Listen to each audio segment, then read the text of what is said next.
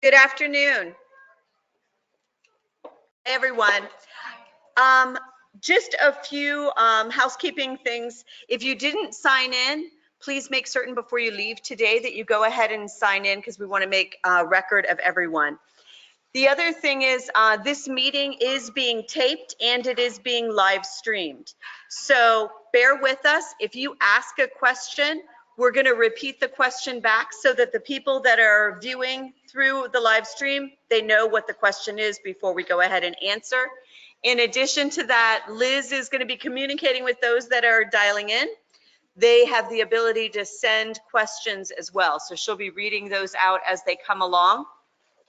One of the reasons why we've started to live stream is we recognize that more and more employees are working remotely, and so it enables them an opportunity to engage and keep informed through these meetings. So we hope that we're going to be able to do it moving forward.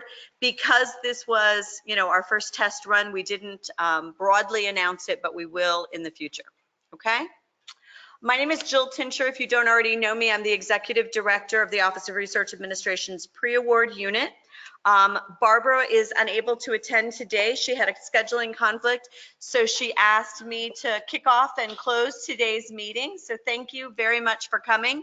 I want to give two stories before we start moving into the content.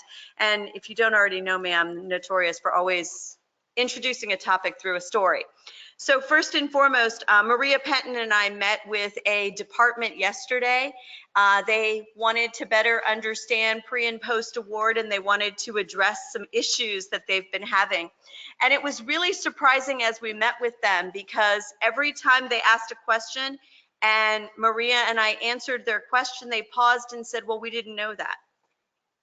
And they did it so many times that I asked why they didn't go to the quarterly meeting on Monday, this past Monday. Their immediate reaction was, well, that was a meeting that was at medical. And I said, nope, it wasn't. It was at Gables. Your department's at Gables. You all should have been there. So please understand, the intent behind these meetings is to keep you informed. But in order for you to remain informed, you have to own your profession and own your own area of responsibility. Coming to these meetings really keeps you abreast of what is going on, not only within the Office of Research Administration, but our companion offices that impact the research administration world. And we are constantly moving. As we hear of a problem that you all are encountering, we immediately regroup with subject matter experts. We try to work out solutions, and we try to effectively communicate that to you all. The only way that that's going to happen is if you equally engage and come to meetings and stay informed. The other thing that I was asked to remind you all about is there is the Research Administration listserv. That listserv sends out the announcements for this meeting and other types of training like the brown bag and things like that. It also allows us to inform you when there's a policy change, a procedure change, a form change. And so if you aren't already enrolled in the Research Administration listserv, you should become enrolled. If you go to the ORA website, ora.miami.edu, down on the left-hand side towards the bottom is a quick link that will take you directly to registering for the Research Admin listserv. Now, people say to us all the time, oh, but I get inundated with lots of emails. It's true. When you are involved in a listserv, you will get a lot of communications. That's okay. I'd rather be informed than be uninformed. Maria Valero Martinez suggested a little while ago, scan the email really quick. See if it comes to you from the Office of Research Administration. If it did, I would hope that it's important. I would hope that you would find that information important, because we are really trying to send you information that is need to know information and that helps advance your profession. Okay? So attend meetings. It allows you to stay informed, but also join the listserv, read those communications, calendar upcoming events that may be beneficial to you, register through ULearn, because it really will help you in the long run. Okay? With that, I'm going to go ahead and kick off the ORA Quarterly Meeting. Welcome. We are excited to have you here. We don't like to speak to an empty room. and we really are trying to help you. So that is why we are here. Today's agenda is really full. We have a lot of topics. We're going to talk about the dashboard that is coming out through Workday. We're also going to talk about Sierra Cedar. They are a consultant that has been here, that has been working with us closely to help with some Workday fine tuning. We're also going to talk about changes to 2 of the forms that we have, the PCRFL as well as the subrecipient commitment form. We have been submitting SBIR and STTR applications for quite some time. Everyone has been asking us lots of questions. We haven't had a policy, so we are going to talk to you because we now have a policy, and we also have frequently asked questions that can guide you through the process. We'll talk about the year-end schedule, effort certification, how to review, and how you can remain current with your effort certification. We're also going to give you updates on the pre-award system because that is soon coming our way, and then also research technology assessment. That's the assessment that Huron did recently here at the university. So that is our agenda. We are going to leave some time at the end to answer any additional questions that you all may have, as well as give you an update or two.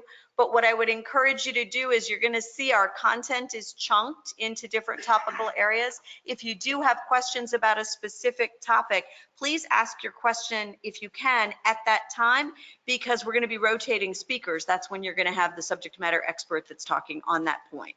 Okay? We're going to kick off right now with Edwin Bemmel, the Executive Director of Post Award. He's going to talk to you about Sierra Cedar. Hi, good afternoon. So I want to start with a discussion on Sierra Cedar and Workday and what we have done and where we are right now. So just about 20 months ago, we went live with Workday, and certainly, probably even from day one on, we ran into some challenges here and there. We had different things that didn't quite work as expected. We had issues with reports and you name it, right? So we have been plugging along, and late last year, senior leadership at decided that they wanted to really bring in another consultant team to really look at the issues, the pain points that the university still has. And this is way beyond just only ORA. It affects different areas at And they brought in definitely one of the, if not the leader in consulting on Workday related issues. The company name is Sierra Cedar. The initial plan was to have them here for 12 weeks, starting second week of January. They're still here. So it's a good thing, actually. They have really done a whole lot of good things. And right now, the plan is, the focus is mostly on things that affect year end and the financial statements. But certainly there are a lot of other efficiencies that they're helping us with in building. So Sierra Cedar has been here, and they are still actually helping, making sure that all of the issues that we've been encountering can be addressed. So from an ORA perspective, from a grants management perspective, there are different things, and especially different people on this campus I've been communicating with, or maybe some of you may have talked with people in my team, especially also with Maria Penton, on issues that we had with FNA. We thought we had all the FNA issues under control, which most of them we did, but we did have a significant issue that happened back in August of 18, where for some unknown reason, FNA just reversed. And it was a significant amount. We had actually opened the ticket with Workday, and we've never really been able to get to the bottom of it.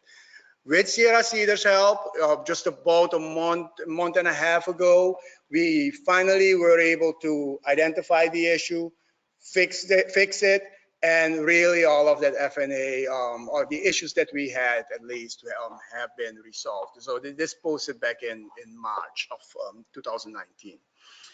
They have also been very helpful in providing guidance on creating PI dashboards. Ellen is going to talk about it in a few minutes.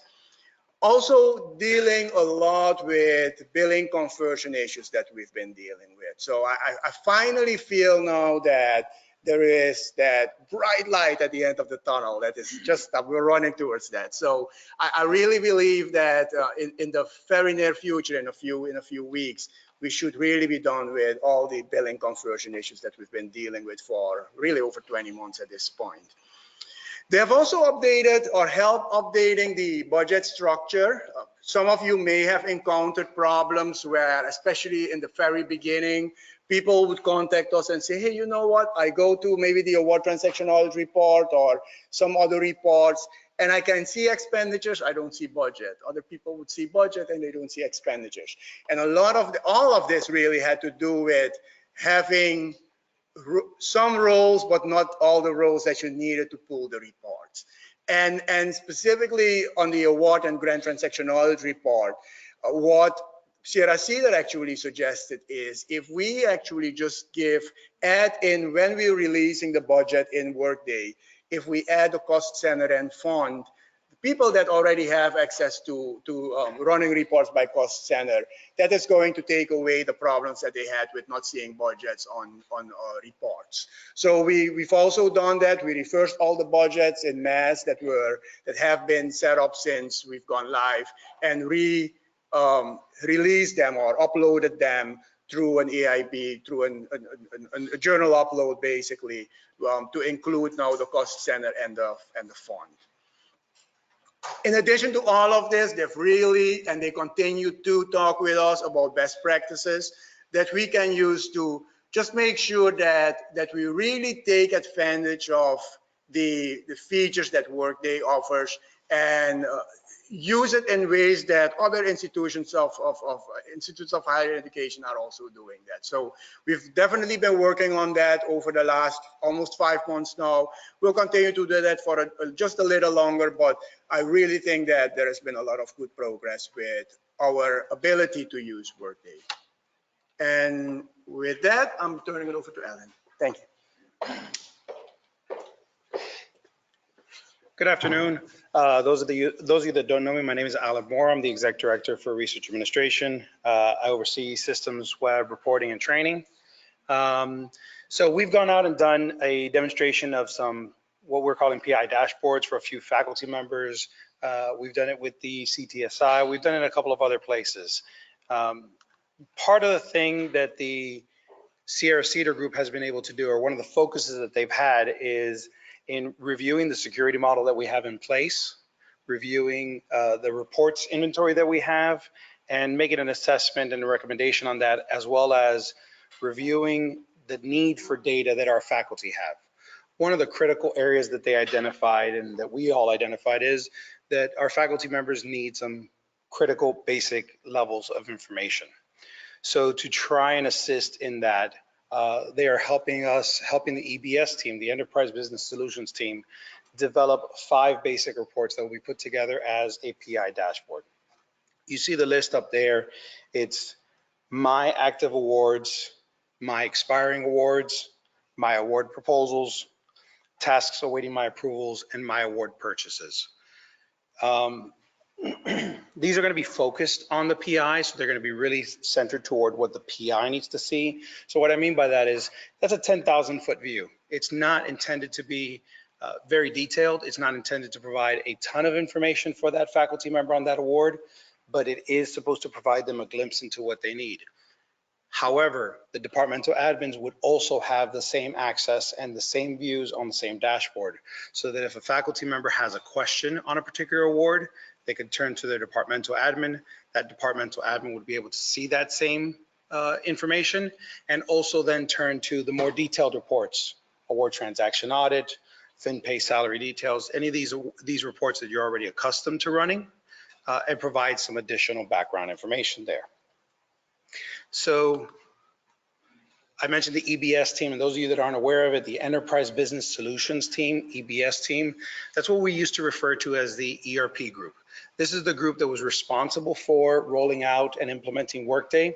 They have since transitioned to a central unit that is responsible for overseeing the day-to-day operation of Workday, as well as optimizing it and configuring and making changes to its overall architecture.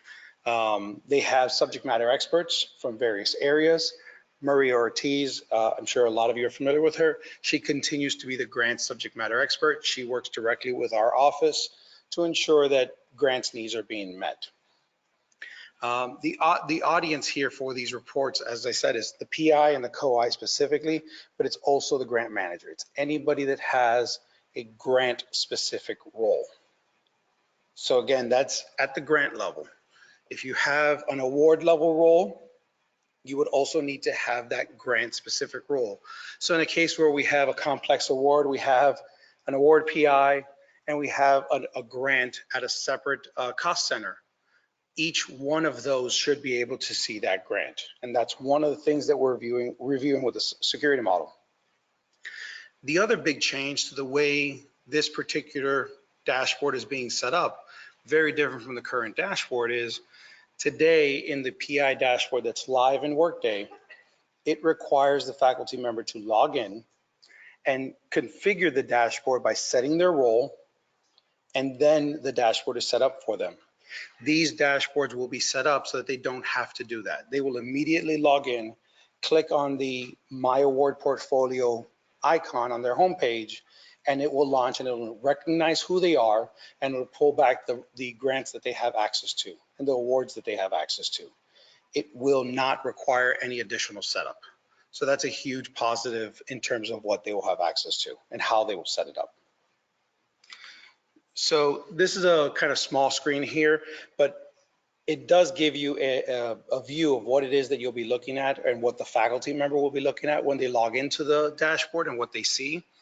And it's basically, and it's changed quite a bit from what this view was, but it's different worklets or different squares within the screen. And the key thing that I want to point out here is each one of these worklets, as they're shown on the screen, is a different report and they each run individually. Now, at the bottom of each one of them is a little button that says View More. In each one of them, we have chosen to minimize the amount of data shown on the dashboard. And so what I mean by that is, for example, on the My Active Awards, we're highlighting 4 key columns: the budget, the expenditures, the obligations and commitments, the overall encumbrances, and the balance available. That's it. Those are the 4 numbers that we're providing. When you click on View More, we are going to give a lot more information. We're going to provide additional details on those numbers. We may break out those numbers into additional columns. We're going to provide the sponsor, award start and end dates, things like that. It's because when you click on View More, it turns this report, where it only takes up a small portion of the screen, into a full page view of the report.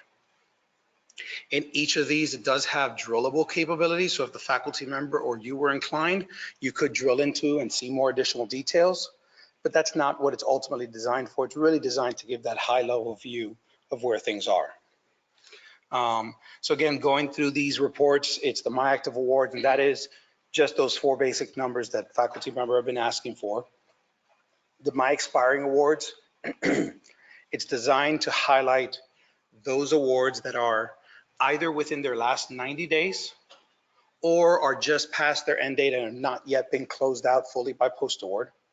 So we want to give the faculty member an opportunity to review those.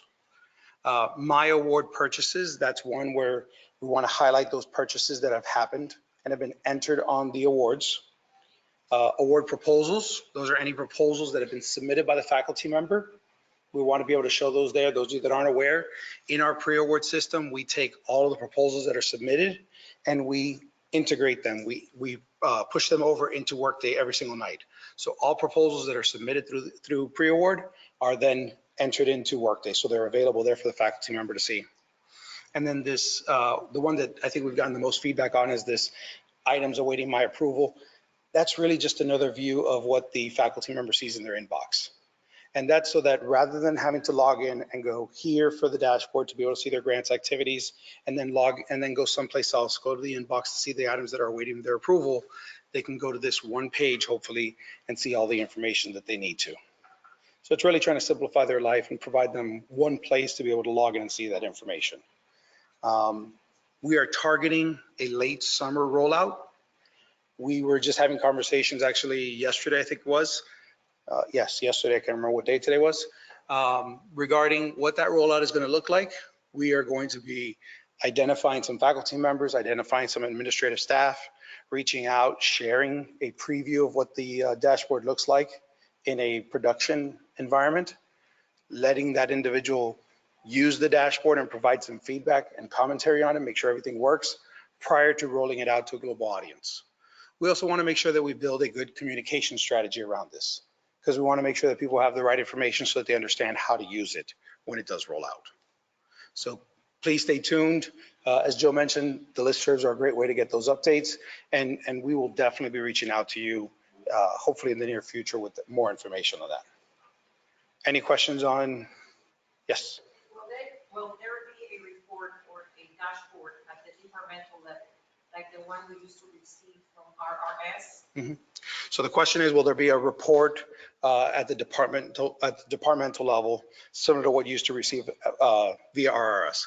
So what I can tell you is the EBS team is working on, and it's not a part of the PI dashboards, but it is. They are anticipating it coming either immediately after or at the same time, if they can get it done in time, a departmental version of a report, something that would provide cost center managers, cost center sponsored programs managers, or if you oversee a larger organizational structure, rolled up aggregated views of data.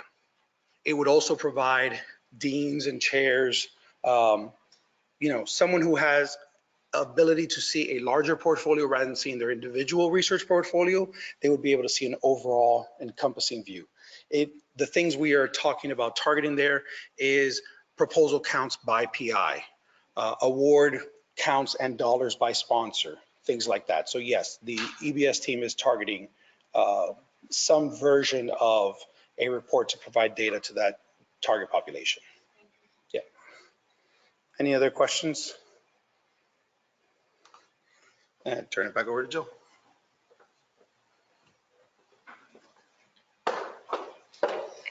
This is Alan's favorite topic, which is why he passes the gavel.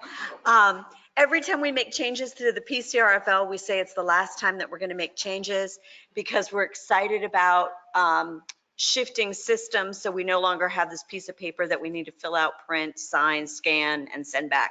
But inevitably, our stakeholders that we engage with on a day-to-day basis present us with a new need, and then all of a sudden we have to amend it again. So bear with us. I will tell you, I've highlighted 5 different lines here. There's really only one change that is going on here, but I wanted to put it into context. That's why I highlighted all of the different lines. So one of the struggles that we have here at the university is that there are various scenarios where there is an opportunity for a potential conflict of interest. And we are trying to find a method with which we can be aware of those potential conflicts of interest so that we can assess them, make a determination, and manage them appropriately. And so that's the context with which I've highlighted all of these different things. The first 4 lines that are highlighted in yellow, they are not changes. They are just examples of information or questions that we ask in order to gauge if there's a potential conflict of interest. So the first question is this research activity related to an existing invention disclosure at the University of Miami? The reason that we ask this question is if your PI already has an invention and that invention is going to be utilized in an upcoming project, we want to be aware of that so that we make certain that we are protecting that invention appropriately within that relationship, that agreement or that contract or that award. So we need that answered correctly. The next one is, do you anticipate any new invention or other intellectual property to be developed by UM under this project, the one that pertains to the PCRFL? That's really gauging future IP that you anticipate. But again, we want to know that because it'll allow us to negotiate an agreement appropriately, protecting the PI and the university's interest. Next one, do any investigators play a role and/or have a vested interest in external companies related to the project? This is almost the foundation of conflict of interest. Most of our investigators have roles outside of the university, sometimes with companies, sometimes with organizations, sometimes even with our own sponsors.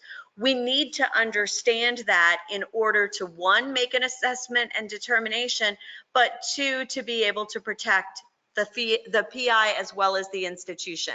And the last one is, does this proposal or contract anticipate the involvement of a PI startup company? More and more of our faculty members are developing their own companies, and they're running their own companies off on the side, but sometimes by the nature of their science, there is an impact both to the institution and to that company. So the reason I'm highlighting these is they do have a potential to impact conflict of interest. We want to make certain that the faculty members are answering these questions correctly. I'm well aware that in your roles, many times you are filling out the PCRFL for your investigator. You're handing him or her a piece of paper with which they're signing. They're not reading. So these are 4 key questions that I would strongly encourage you not to complete in a bubble. Instead, to get the ear of your faculty member, get the eye of your faculty member, make certain that they're being answered correctly, because they're going to have downstream implications.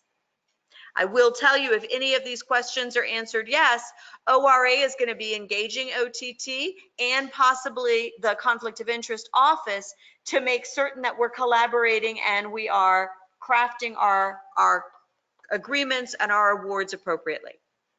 Okay, so please, this is an area that you want to talk to your faculty member about before you fill out the form. Now, the change is the next highlighted item, which is actually in the nepotism section. Okay, I'm going to tell you what the sentence used to say, or the question used to say, and then I'm going to qualify it here.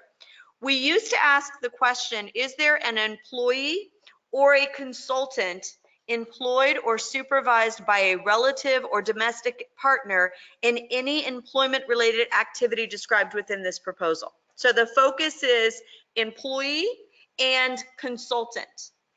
Well, of course, the other day we had a situation where a faculty member was going to have services provided to them as it related to the project, and the services were being provided by the faculty member's wife. That's a potential conflict. So we changed the sentence. It now emphasizes employee, service provider, or consultant. Again, this is a question that if it's answered in the affirmative, we're immediately going to be notifying the conflict of interest office, and they're going to be looking at that situation. Now, here's the rub with all 5 questions.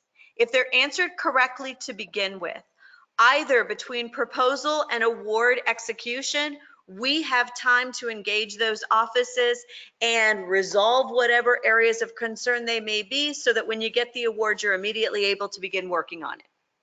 If they're not answered correctly and we find out later on, which inevitably we do, you're delaying the startup of the project, because we have to go backwards and start doing all of this investigation. So please, all 5 questions should be answered correctly and completely to aid us in executing as quickly as possible. Questions regarding that? Stella? Thank you. She asked the question, is the PCRFL updated already? Yes, it is. It's on our website. And that's another great reminder that we often tell people, don't save a PCRFL on your hard drive and edit it every single time you process a proposal. Instead, always download it from the internet, from our website, because then you ensure that you're getting the version that is most current. Any other questions? Okay, the next slide is just a summary of what I said. PI and department need to consider and carefully, accurately answer the questions on the PCRFL, especially related to these new areas, but it is important that the entire PCRFL be answered correctly. Alan is constantly asked to drive reports, to create reports based upon a multitude of requests that he gets across the institution. And inevitably, he runs the report, and then all of a sudden somebody calls into question the validity of the report. They say, oh, I know this one study and it really isn't research, it's a clinical trial. Why did it populate into your report? Well, it populated there because the PCRFL provided to us was completed incorrectly. So please take the time to consider and answer all of the components appropriately. Okay, any other questions regarding this one? Yes. I noticed on the options to click, that do we have option? Is it updated or is that? So she was asking the question, she noticed that on the PCRFL, there is no longer the option to select a non-compete renewal, and is it updated on this most recent PCRFL version? So I don't even remember when, it was quite a while ago, but we stopped requiring a 5-page or 4-page, whatever it is now, PCRFL for non-compete renewals. And we stopped doing that because the faculty said to us, you already have all of this information when we submitted the new or the competing renewal. Why are you making me fill out 5 pages all over again? The bottom line is all I'm doing is I'm processing essentially a progress report.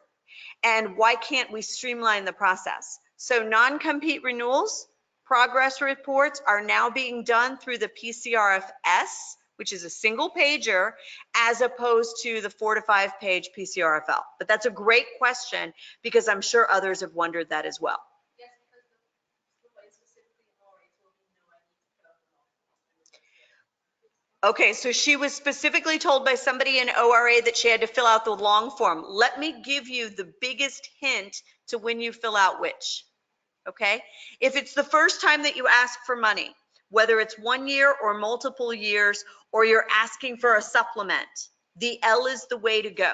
That's the way that we understand new dollars, whether it's new dollars or supplemental dollars. Okay, if we already asked for the money, we already have the money, and all we're trying to do is submit a progress report to activate the release of money that was already requested, the S is your way to go.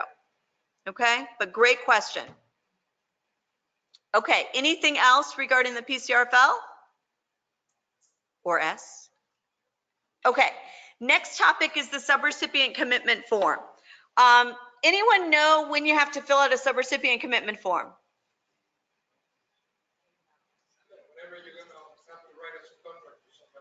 Okay, Juan said, whenever you are going to be writing a subcontract to another entity.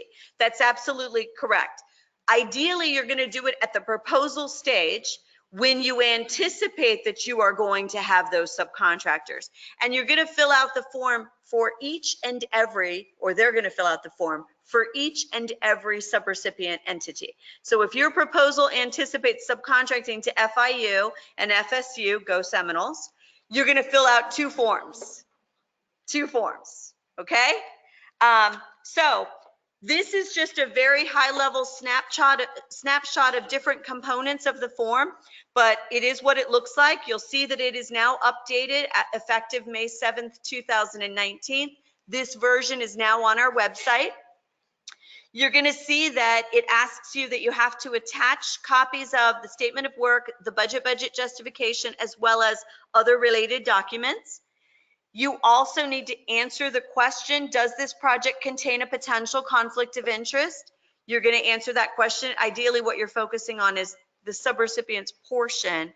Does it have a potential conflict of interest? And then the last picture is just depicting the entity or the individual that should be signing the subrecipient commitment form for the subrecipient must be an authorized organizational representative, authorized official, whatever they refer to it. Okay, it's not signed by the scientist and it's not signed by an administrator. We want to make certain that it is the right office and that because they're attesting to various things within the form. Okay, now I'm going to go into what the changes are and I'm going to explain to you why first. So as you all know, the federal government has a conflict of interest regulation. You're supposed to have a policy, you're supposed to have a process, and you certify that you follow that process consistently. I will emphasize for PHS-like sponsors, okay? But there are times when the entity that we are going to subcontract with does not have a compliant policy. They do not have a compliant process. And in those cases, they are going to ask the University of Miami to manage the conflict of interest process on their behalf. That's okay. They're allowed to do that. So on the form itself, we ask you 2 questions. We ask you first, does the subrecipient have an active and informed conflict of interest policy? And if the answer to that is yes, you're never going to even answer this question. But when the entity answers the question no, they do not have an active or enforced conflict of interest policy, that is when they're going to focus in on this paragraph that I've cut and paste for you. The change that we implemented on May 7th is what is in red. We used to say that they would be responsible for acquiring a cane ID. We're talking about the subrecipient. They would have to acquire a cane ID, establish an eProst account, complete UM's conflict of interest training, and complete disclosures. And we used to say that they had to do so before the subcontract was executed. Now we are changing it to prior to the submission proposal for funding. So before you submit the proposal. How many of you gasped? Lots of people. Oh, Ilse did. Okay. So it is a big change. It's changing the timeline, but it's being done for a really good purpose.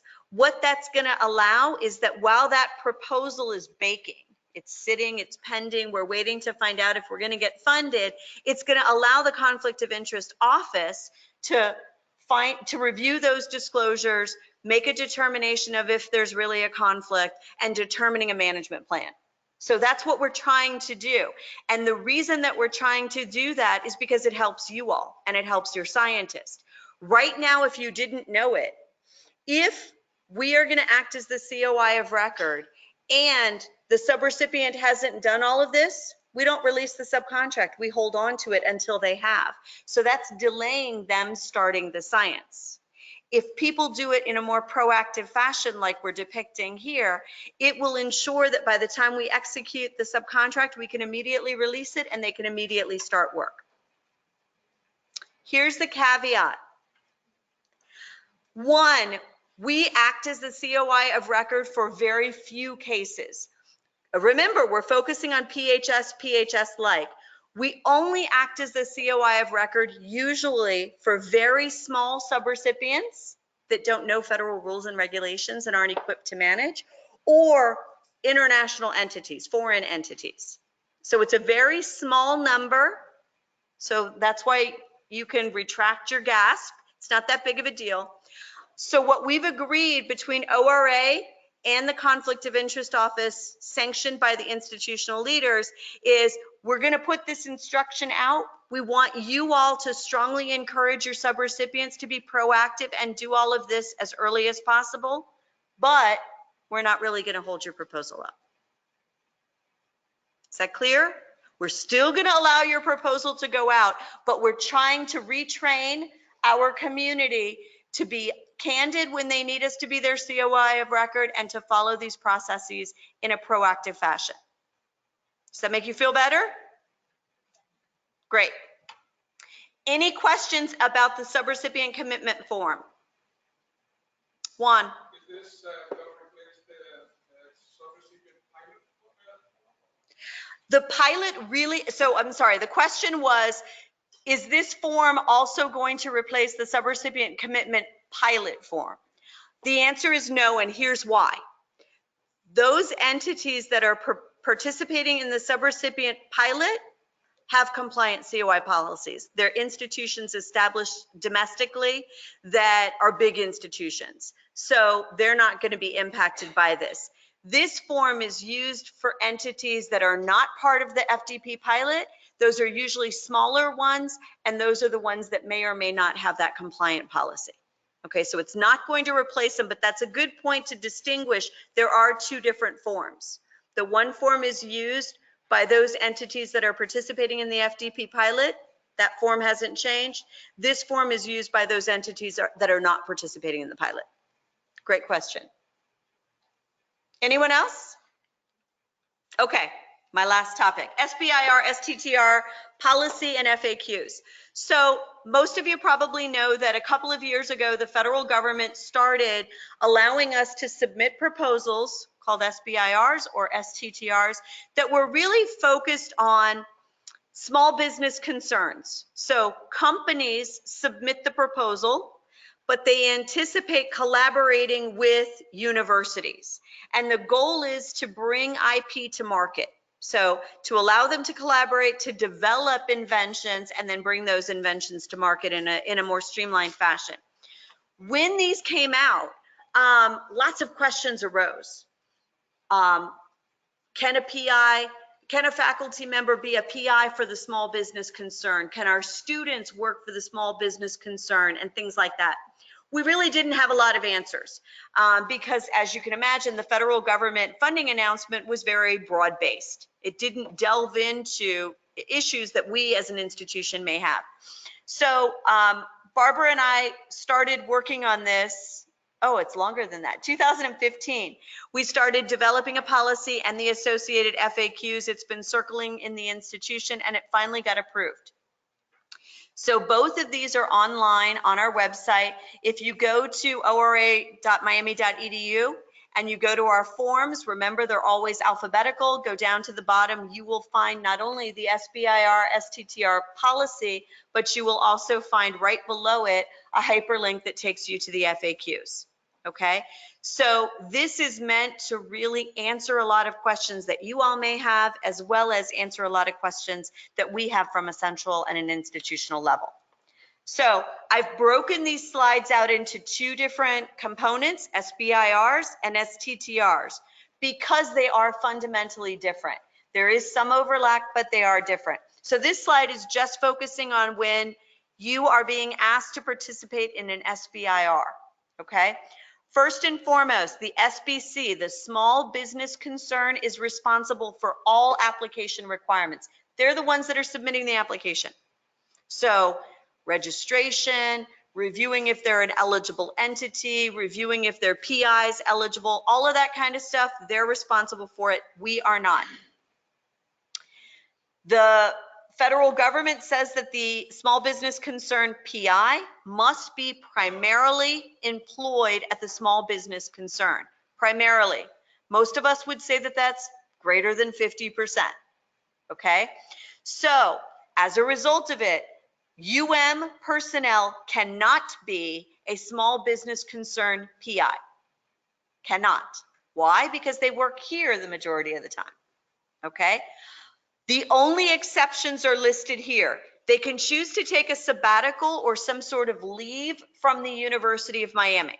I'll tell you, most of our faculty aren't going to do that because they don't want to lose their benefits package, but that's an option. The next one is they could choose to reduce their appointment at UM, so they'd have to get under 50% because they'd need to be over 50% at the small business concern. Again, I don't think lots of our faculty are going to do that because they want the UM benefits. The last option is they can resign from the University of Miami to go work elsewhere. Don't think that's going to happen either. But we want to be clear. They cannot be the small business concern principal investigator, one, because of what the funding announcement requires, but also UM. Okay? Next one up, SBIRs have different types of phases, phase 1, phase 2, phase 3. Each of those phases has a requirement about how much of the project the small business concern is supposed to do and how much the institution is supposed to do. So you first have to know what phase it is, and then you have to look at that rule and make certain that you're complying with that rule. What the funding announcement tells you is it's based upon the effort that is being contributed to the overarching scope. So what is each party contributing? And it is also driven by the percentage of total direct dollars that UM and the SBC have. So you're looking at both time, exertion of time and energy, but you're also looking at total direct costs. You have to adhere to the funding announcement. It has nothing to do with but both parties have to adhere to that. The small business concern is going to be responsible for managing the award. Remember, they submitted the proposal. We are not the submitter of these proposals. We're going to be a subrecipient, so we are not responsible to manage the award. As a result of that, cannot perform the duties of the small business concern. I know that this is a rub with all of you. Your faculty may have asked you to help develop the proposal, set up SAM registrations, set up their DUNS number, and so forth. You cannot do that. You are a employee. You are not a small business concern employee. And if you're both, you probably have a problem. Okay? is going to assess, disclose, and manage our conflicts of interest.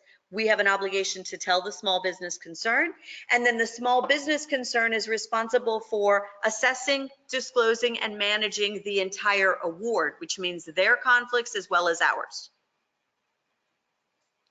The last bullet is going to be the kicker for us all, and it is a big change.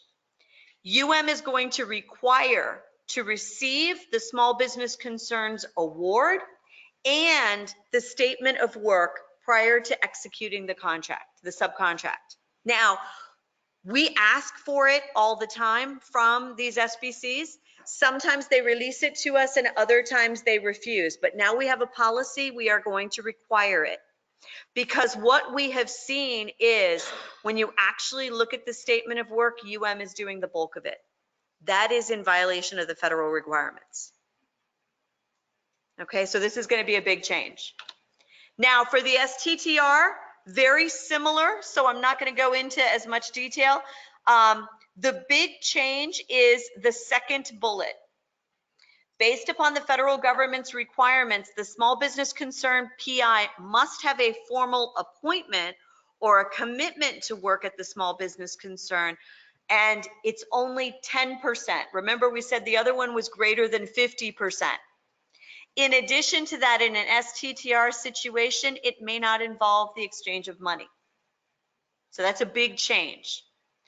All of the other bullets are exactly the same. They do have these varying percentage points and the percentage of money. You've got to look at that carefully and judge accordingly. Okay? Any questions about SBIRs and STTRs?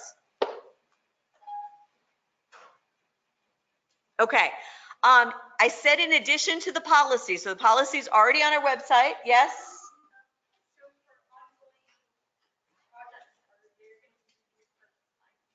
Sorry, I didn't hear you, Cynthia.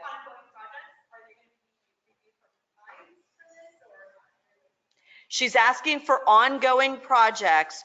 Are they going to be reviewed for compliance in comparison to this policy? Typical of all policies, they go into effect today and they affect future projects. Okay. Now, there may be, we will continue to request the statement of work. We will continue to request the award notice. We may be a little bit more diligent in our pursuit of seeing those documents, but it will be hard for us to retroactively enforce a policy.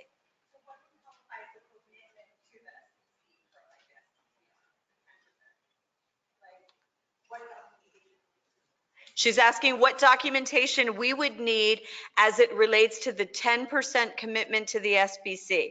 First and foremost, the SBC would need that documentation because that's what qualifies them to be a PI for the company, and we're not responsible to oversee that company.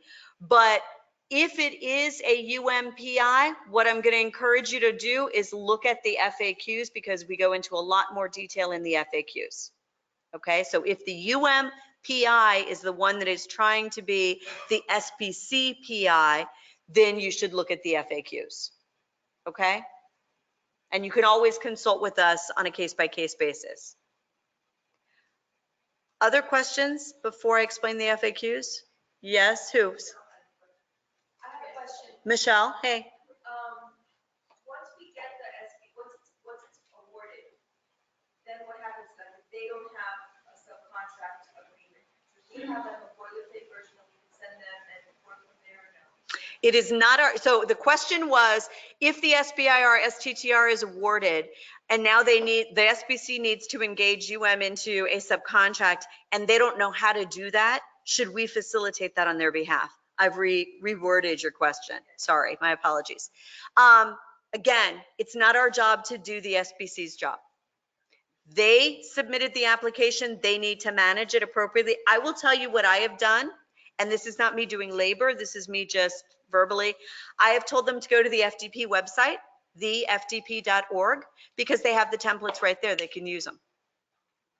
But we are really, I know that we've been hand-holding these small business contracts, but we're creating our own conflict, because then they can argue, Michelle Perez is the one that told me to use this template, and now I found out that these terms and conditions aren't advantageous to me, and all of a sudden there's the blame game going on. We want to disengage ourselves from it. It is their process, okay? So let me delve into the FAQs a little bit. So the FAQs are really, really comprehensive, and I hope you take the time to review them. First of all, we give you background on the distinction between an SBIR and an STTR. We give you a lot of information. Lots of people think, and just by a quick show of hands, how many of you think that NIH is the one that awards SBIRs and STTRs? There's 13 agencies, federal agencies, that issue them. So lots of people think it's only NIH because they're the largest one, but there's a lot of them out there. So we give you some background. We also talk to you about standard operating procedures, because there is a lot of newness and differences related to these. We also go into the NIH, SBIR, STTR FAQs. Essentially what we did was we took them off of NIH's website and we embedded them within the document. And we give you the reference because you should stay on top of that. NIH may update them. And then the end of the document is where we have FAQs. That's where we're going to talk about, do we allow a PI to be a PI? That's where we're really going to talk about that. As an example, we don't allow a PI to be a PI for the SBC and the University of Miami, because then you're managing yourself. Somebody else needs to manage. We also talk about, can a student be paid by the small business concern? Absolutely not. We also talk about, can a fellow or a non-enrolled fellow or a postdoc be paid by the small business concern? Absolutely not. We talk about, can the work occur in UM's facilities? Can the SBC's portion of the work occur in UM's facilities? The answer is no. So the FAQs really give you a lot of good information. I just gave you quick yeses and nos. In the FAQs, we explain to you the why, which I think is really, really important. Okay? Any more questions about SBIRs and STTRs? Please, please, please go back, go to our landing page, go into policies and read these documents, because I really think that we've done a great job of addressing questions and concerns that you all have posed to us. We've taken them up the pipe. We've gotten feedback from leaders and we've incorporated them. So we want you to have this information. The other thing is, most definitely, well before your PIs start to build SBIR and STTR applications before the next proposal cycle, not only should you read these, but you should encourage your faculty to read them, because you would hate for them to exhaust a lot of effort going down this path only to later learn they can't submit their proposal. Okay? Stella.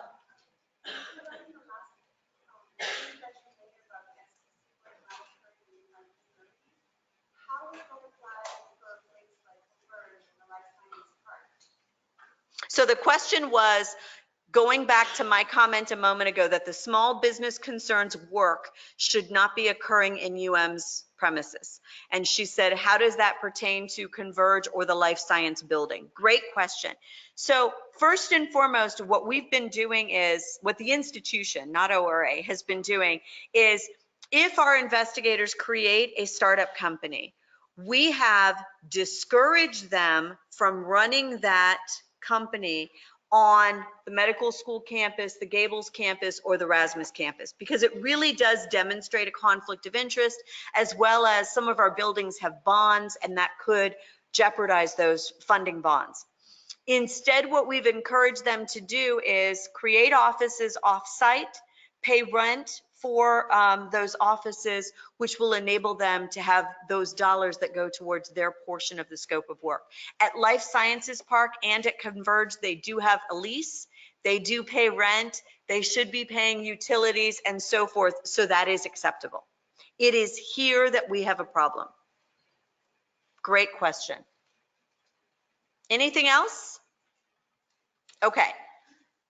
Edwin's going to talk to you about the year-end schedule.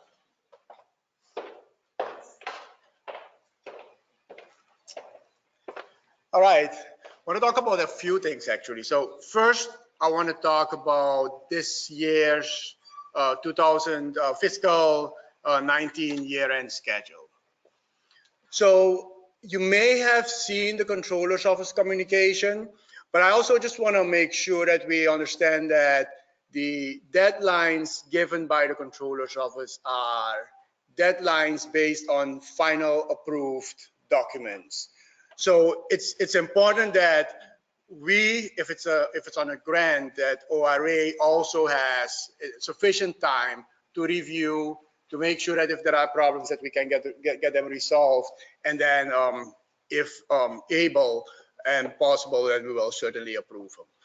So based on that, if you look at the schedule, and I'm specifically looking at PAAs and manual journals and ISDs. If you have any of those, keep in mind, so any kind of a transfer of cost or charge of a cost between departments is what I'm looking at specifically. Controller's office identified a June 7th deadline. We need to have them in ORA by Wednesday, June 5th for us to be able to approve it.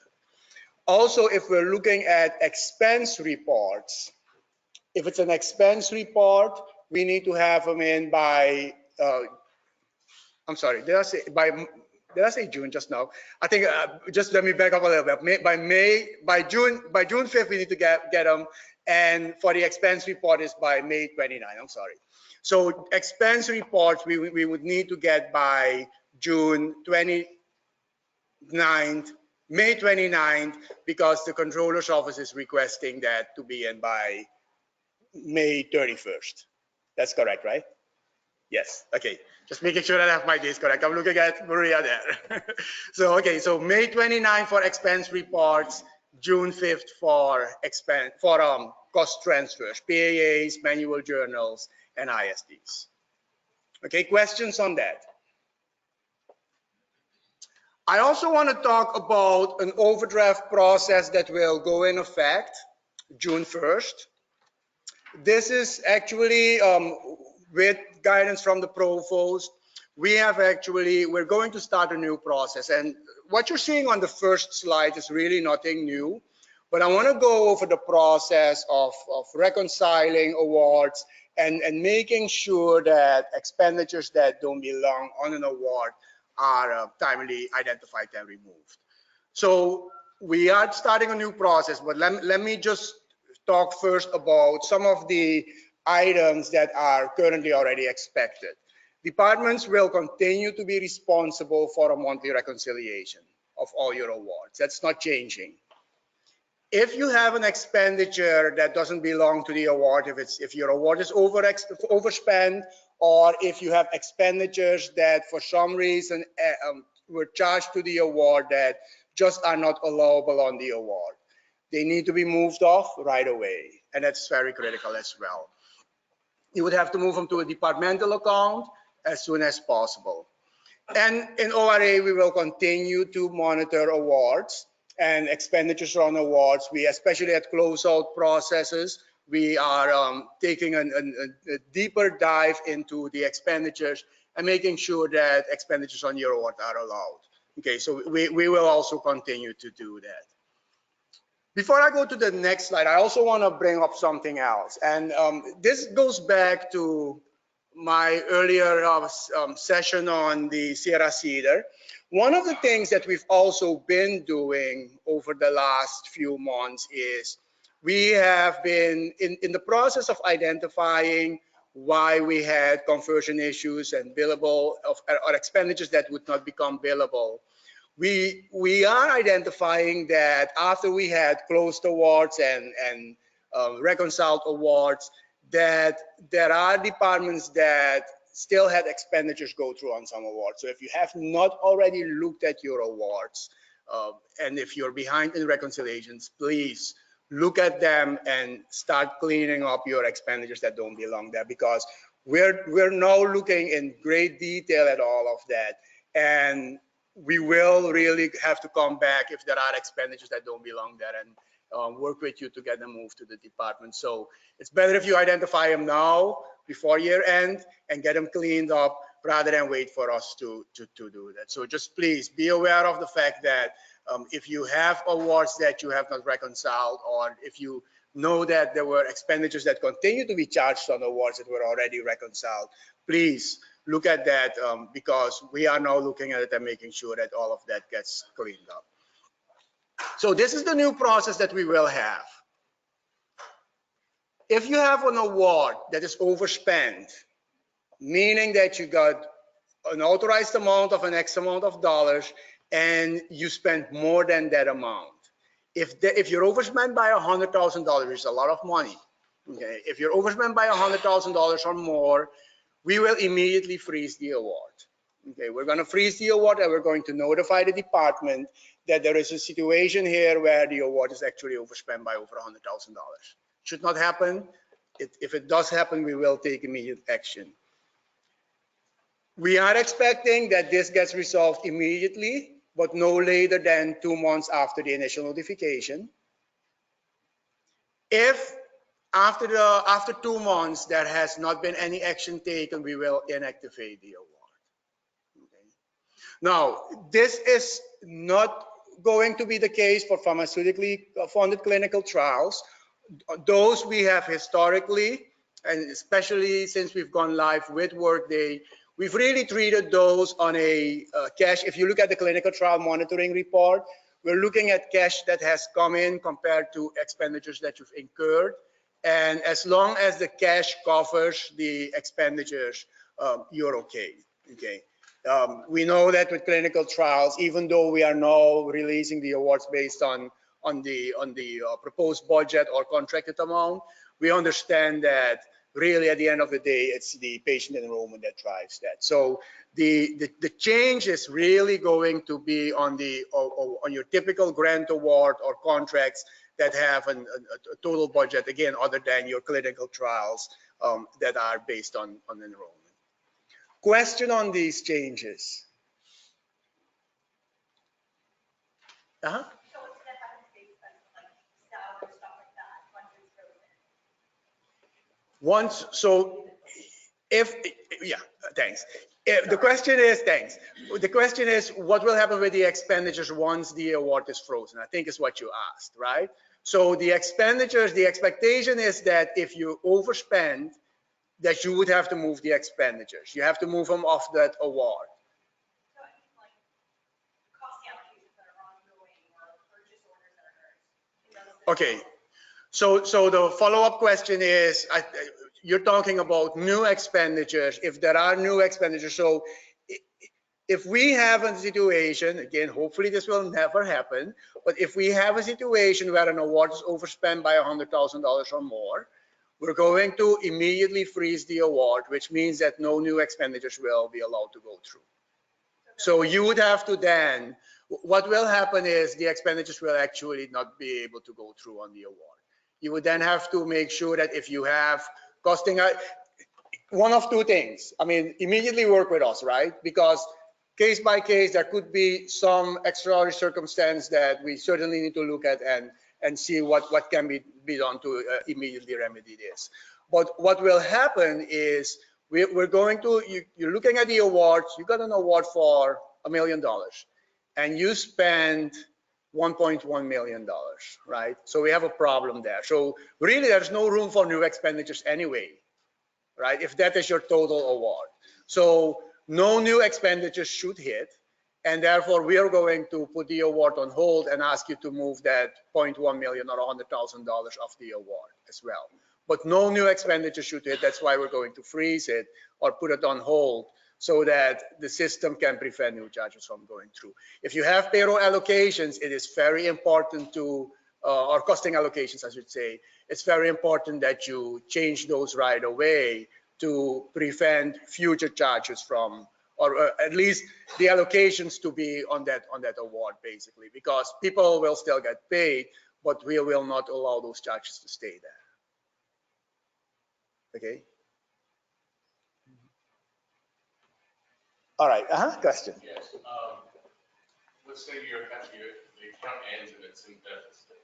Are you allowed, will you be able to just do a below the line transfer of funds, or do you want individual items transferred out? Good question. So the question is, if the award has ended and it is overspent, how will we actually cover the over expenditures? Are we expecting for the department to identify each expenditure by spend category that is overspent, or can we do one lump sum entry? So typically what we do, if in the reconciliation process, so certainly before we close out the award, if you identify that the award is overspent, certainly we would normally expect that you take care of it right away. You can work with our office.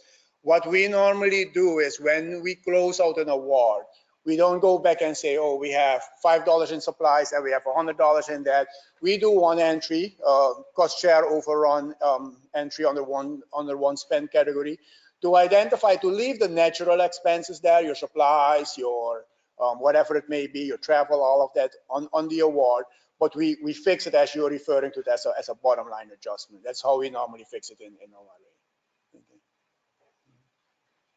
Other questions?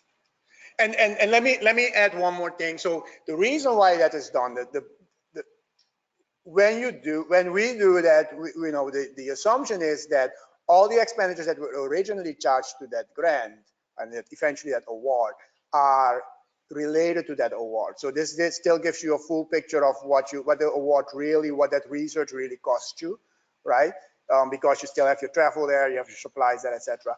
However, having said all of that, again, if in your reconciliation process you realize that charges have gone through on that award that don't belong there, the best thing is really to move off the individual expenditures as quickly as you possibly can. Don't wait for the award to end.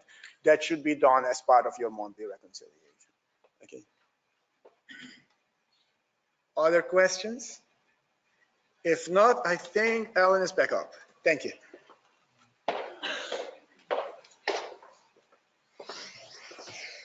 And the great thing about that cost share overrun is that we get to include that in our base, which drives our rate down. So we get to recover less money. So I love that.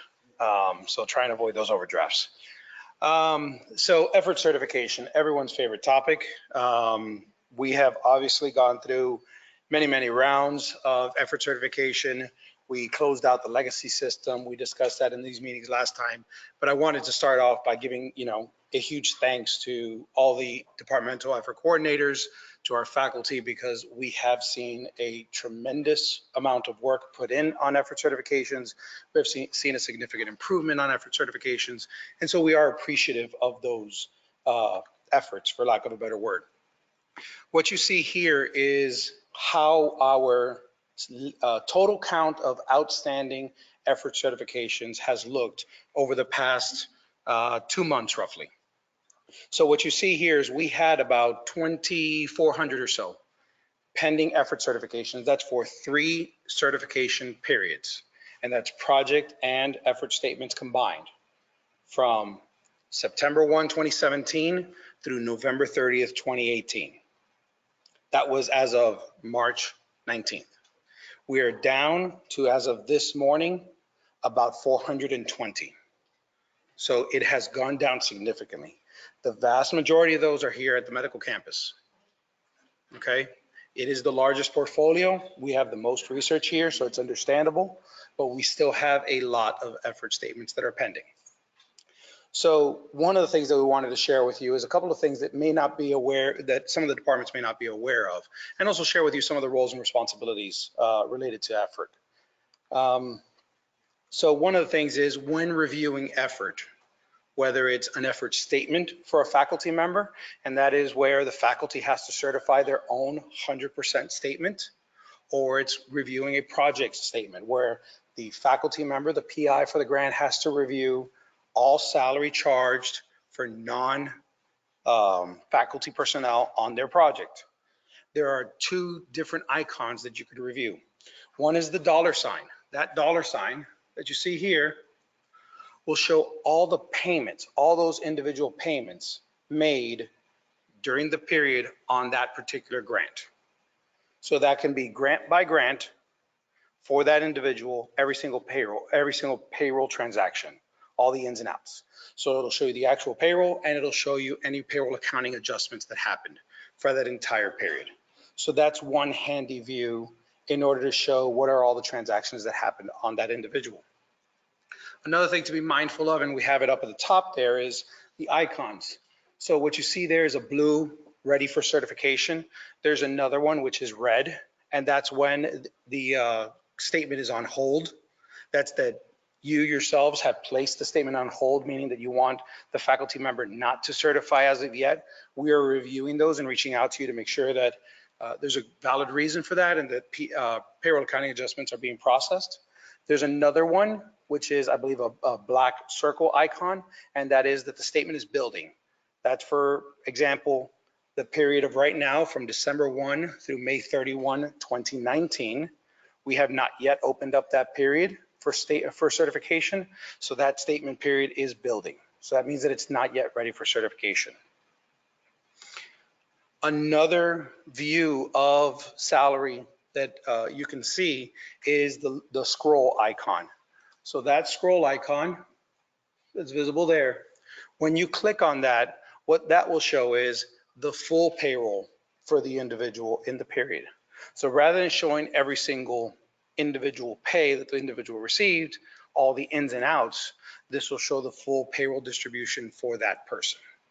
So this is another view, and it could help you answer questions for that faculty member to say, how is it this individual is distributed? How is it that they were paid? How do I feel comfort that they were paid appropriately from this grant? Okay. Who certifies? I already mentioned the faculty certify their own effort, and the PI confirms the salary for all staff charged to their project. This is the change that we made in September 2017 when Workday went live. We certify on a semi-annual basis, so it's every 6 months. This is a critical point of emphasis for us as a university. This is something that has got the provost's attention. This is something that's got the dean's attention, and we are pushing after this extremely diligently. Today, we're sending out reminders to any pending statement holders, and we are also escalating to all the chairs and VCAs, letting them know what is the current status of their departments. And in the future, we will be sharing that information of any pending statements with the provost and the dean. So the focus of it, and the reason why we are going to those extreme lengths, is there has been a culture of not really keeping up with effort certification, and there are numerous cases. One as recently as a year or two ago where a much smaller school than ours in Texas got fined for, I think it was $20 million for not being compliant and timely with their effort certifications. And it does matter your research portfolio, how much they fine you. So we want to make sure that we are diligent on this. We want to make sure that we are timely on this. If auditors come in and review our effort certification process, they review how timely we are on this. If we are able to show that we're doing this diligently and timely, it will help us avoid any unnecessary sanctions or fines. So that's why it is a huge point of emphasis for us. We open up 14 days prior to the period opening. We open it up for a pre-review period. That's where the departmental effort coordinators have an opportunity to review the statements as they are. This is so you can review it, determine if there are any changes that need to be made, and notify that faculty member that some changes need to be made, and put in those payroll accounting adjustments prior to the period opening for the faculty member. There is then a 60-day certification period. And I will tell you, having spoken with other universities, 60 days is an extremely long time. We are one of the longer periods out there. A lot of universities are at 45 days. Some of them are as short as 30 days. So we do already give a much longer time for certification. And so it's somewhat extended, and we want to make sure that we do them timely. Roles and responsibilities. This is extremely critical. as departmental effort coordinators, if any of you are, your role is extremely important to help work with the researcher, to help work with the faculty member, to distribute that payroll appropriately in accordance with how that project is to be managed, to interface with the systems so the faculty member doesn't have to. They're not expected to go in there and set up those things in the payroll systems. You are supposed to help them and guide them through that process, facilitate those revisions to the payroll, work with them to review that effort and payroll on a monthly basis, make the changes that are needed prior to them certifying, oversee and manage that certification process from a departmental perspective. We in the central office are there to support in every way we can, to help provide training, to help provide guidance, to help with reporting. It's a collaborative effort, but there is a role that is played on both sides. I mentioned about the building status. Just because a statement is in building status, it does not prevent you from going in there and looking at that statement. We can do so on a monthly basis. If you can catch an issue earlier on and review it in a monthly basis, it will help avoid some transfers later on. Another thing, if there are reasons why we cannot place salary on there right now, we should reach out to our post-award staff as early as possible. Let them know, work with them to understand what can be done. If you're waiting on a carry forward from an earlier period, the clock is ticking. We need to make sure that we make those allocations as timely as possible. The carry forward in and of itself is not a reason why we would not do our certifications timely. We have to make sure that we distribute our salaries timely, we do our payroll accounting adjustments timely, and we do our certifications timely. Again, it's a critical point of emphasis for the university because we want to avoid any further or avoid any sanctions or negative findings on audit. Any questions on effort? Okay, if you have any questions, if you need anything at all, please reach out to our office. We'd be more than happy to help. We've come out and spent some time at a few departments showing how to use the system, showing how to navigate the system, and we'd be more than happy to do so. Pre-award system update. I think last time we were here, we shared that we had already identified a system. We were already moving forward with it. I can tell you now, that system is the Huron Research Suite, the grants product. We have not yet signed a deal with them. However, I feel comfortable saying that we are in the process of engaging with that implementation. It's a 9 to 12 month implementation, so it will take some time. The reason for that is change management will be a priority for us as an institution, as an organization. We will focus on the PI and the department. One of the things that we got as feedback from the technology assessment that I'll share now is we often will implement systems having done them by the administrative office in conjunction with an IT office. And so our focus is often in the administrative office or from the IT perspective. Workday is a perfect example, and I'm sure there are a lot of other systems that are a perfect example of that. We're going to make a conscientious effort not to do that on this one. We're going to engage faculty, we're going to engage staff to try and gauge what their needs are and understand what their needs are. But it will also cause us to consider and think about what are our current business processes, what are our current needs, and do we actually need them? We have had a very long time where we have been using a very old legacy financial system that was about 30 years old. We're using a very old pre-award system that has not been updated in a number of years. And so we are leveraging very old technology. Our business processes are reflective of that. And so we're going to focus on industry best practices wherever possible. So there will be a lot of change. I can guarantee you that. The product will be a SaaS product. So what that means, it's software as a service. So it will be hosted by Huron. It will be servers that they manage, they maintain, they will perform upgrades for us, which means If we customize that product, if we change that product heavily, it will cost us to have those upgrades done. It'll cost us more. So we are looking to keep those costs down and not customize unless there's a good business justification for it. We're not going to do it just because that's the way we've always done it. We're going to really critically look at our business processes, reach out to other institutions and understand how and why they are doing it. Okay? But this is a good thing. That PCRFL that I love so much will go away. And that's probably the most exciting thing I could say for it. We will have electronic routing and electronic approvals of proposals, and we will have transparency in the process. So those are the best things that I could say for it. Any questions on that? Yes. So the question is, bless you, question is, will this in any way interface with Workday? So the simple answer to that is yes.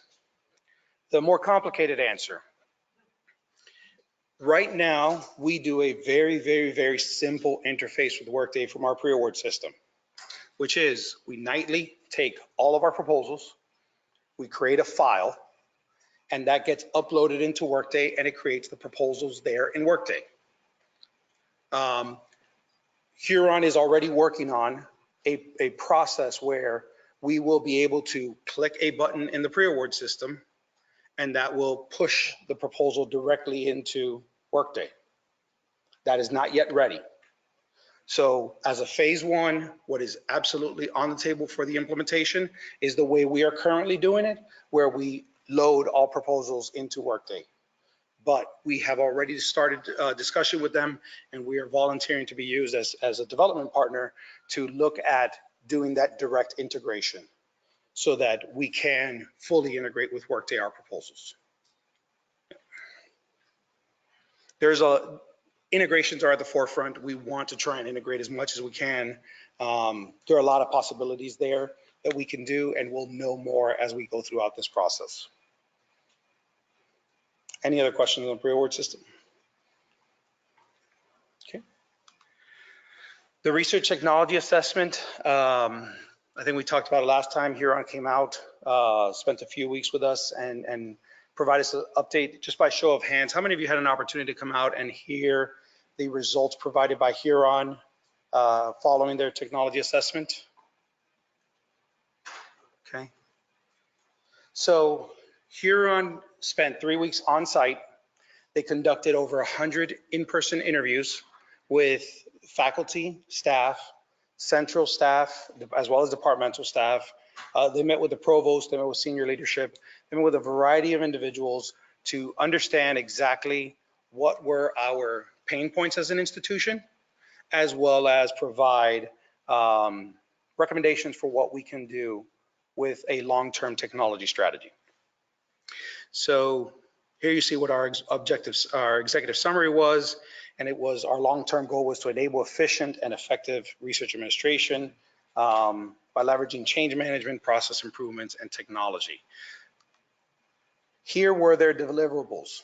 They were supposed to document the IT business processes, document the current ecosystem, evaluate the current structure supporting research administration to IT. And here's the big one, develop a vision for that future state, an ideal future state. Prioritize and sequence the project. So what that means is they were supposed to tell us, rather than just going ahead and, hey, go ahead and change all your systems, do them in this order, because that will give you the biggest impact. So they did an impact analysis and said, some of these systems are really in critical need of updating, and some of them are not. So this is the order you should do them, and determining that strategic path forward. You could see here they did a SWOT analysis, which is strengths, weaknesses, opportunities, and threats. As you start to read through those, you're going to see a lot of things that if you sat with them, if you met with the Huron consultants, you may have shared. If not, they may be sentiments that you've felt or you've heard in talking with your colleagues. I know I have heard them many, many times.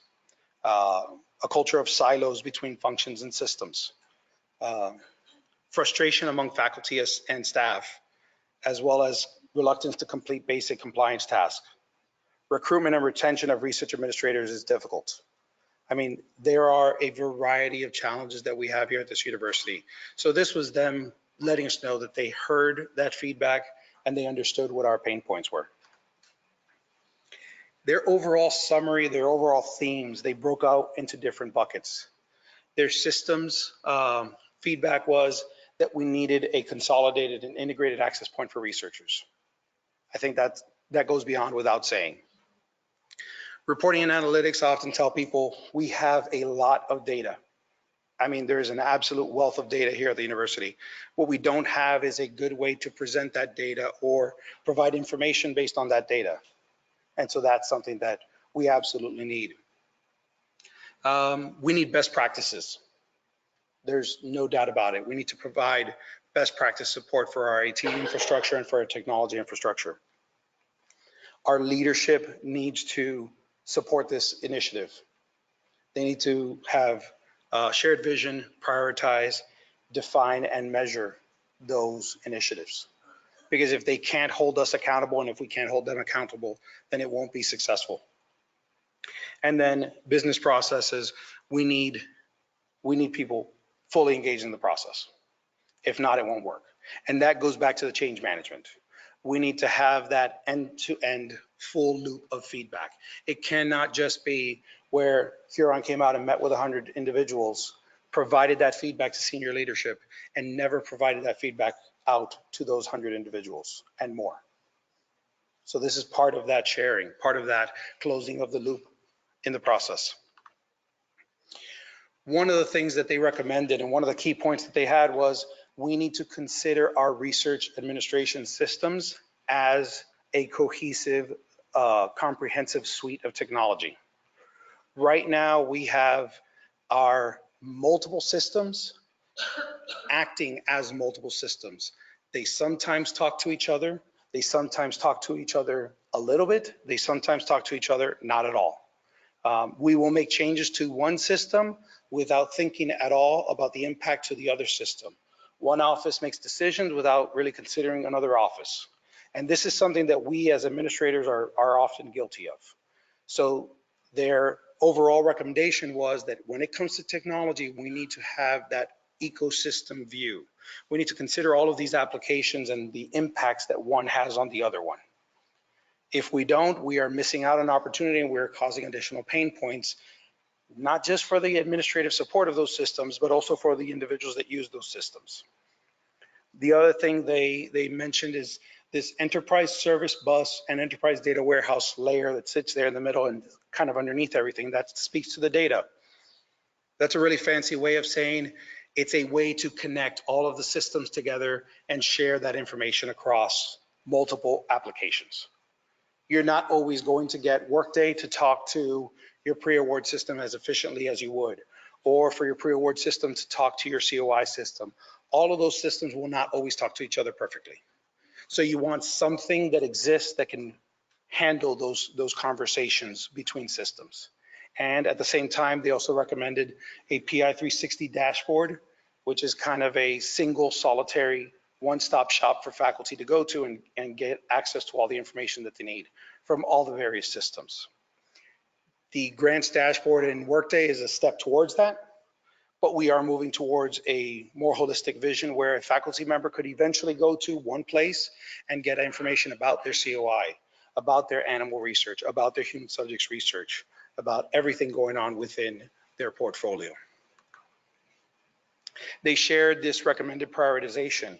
They gave a score to each of the systems and determined that these are the impact analysis based off of what they got as feedback. And each of these has a very detailed list beneath it that using various criteria to determine, is the software at an end of life?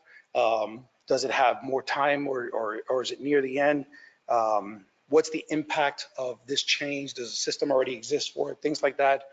Which are the ones that are most critical to implement? As you see there, PI 360 report is at an 8.6, so it's ranked extremely, extremely high. We absolutely need data for our faculty members. However, I can tell you that you can't really have a PI 360 dashboard until you have all the various pieces of systems feeding into the data for that. So while that is very, very high in terms of priority, it may not be something that we could do right away because we need to have the various components of data in order to feed that. And then ultimately, what they came out with was this timeline recommendation. And as you can see there, the grants is one of the things that they recommended to come out first. We kind of knew that, and that's why we had already engaged with vendors for a pre-award system implementation. They follow that up with a COI implementation and then an IRB implementation. So these are the timelines, and they obviously don't recommend that you do these all at once. It's way too much. It's impossible to try and take on everything all at once. They do have in there some, and they shared with us some short-term quick wins, some mid-term wins, which are 6 to 12 months, and then some longer-term wins. But we do also have to have continuous business process review and improvements as an underlying factor to all of this. We have to keep a focus on that PI 360 reports and keep moving towards that, because we have to have that as a vision. If not, we're going to develop reports today that don't serve our needs in the future. And they also have in there that we have worked in, we have to continue that optimization project, continue project management, continue change management, continue education and training. So these are the overarching themes that Huron shared with us. Any questions on that? Quiet bunch today. Okay. Any questions overall on any of the topics today? Okay, we'll turn it back over to Joe.